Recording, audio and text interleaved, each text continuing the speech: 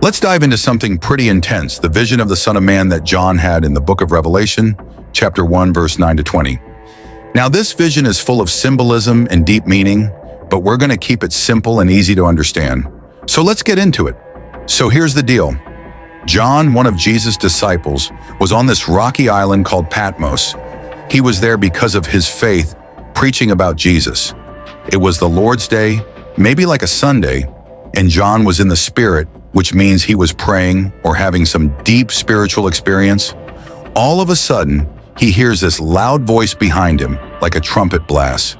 The voice tells him to write down everything he's about to see and send it to 7 specific churches.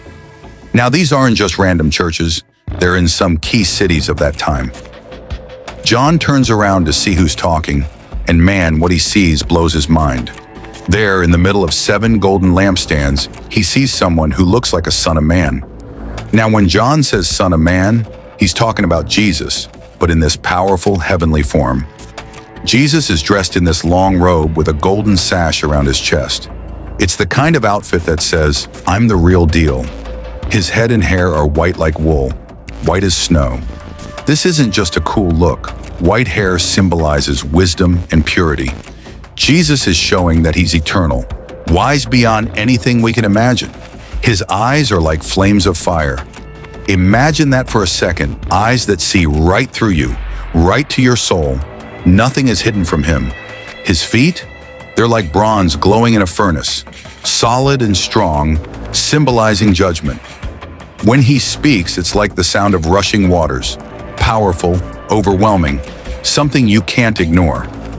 In his right hand, Jesus is holding 7 stars. What's that about? Well, the 7 stars represent the angels or messengers of the 7 churches, and out of his mouth comes a sharp, double-edged sword. This is a symbol of his word. It's sharp, it cuts through lies and brings truth. And his face, man, it's shining like the sun in all its brilliance. This isn't just about brightness, it's showing Jesus in all his glory, something that's hard to even look at because it's so overwhelming. So what does John do when he sees all this? He falls at Jesus' feet as if he's dead. He's overwhelmed by the sheer power and holiness of what he's seeing. But then, Jesus does something amazing. He reaches out, touches John, and says, "Don't be afraid." Imagine that. Here's the Son of Man in all his glory telling John not to be afraid. Jesus goes on to say, "I am the first and the last. I am the living one. I was dead, and now look, I am alive forever and ever, and I hold the keys of death and Hades." This is Jesus saying, "I've got power over life and death, and you don't need to fear anything because I'm in control." Then Jesus tells John to write down what he's seen and what's going to happen next. He explains that the 7 stars are the angels of the 7 churches, and the 7 lampstands are the churches themselves. This shows that Jesus is in the midst of the churches, he's present, and he's watching over them. But it's also a reminder that he's holding them accountable. The lampstands give light, and the churches are supposed to be a light to the world, but Jesus is saying, "I'm right here in the middle of you, and I'm paying attention." So, what can we take from all this? The vision of the Son of Man is a powerful reminder of who Jesus really is. He's not just the gentle teacher we see in the Gospels. He's the King of Kings, full of power, glory, and authority. He's got the final say over life and death, and he's right here in the midst of his people, guiding and protecting them. This vision is meant to encourage us, to remind us that no matter what we're going through, Jesus is in control.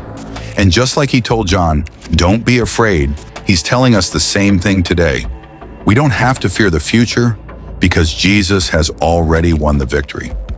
That's a wrap on the vision of the Son of Man in Revelation.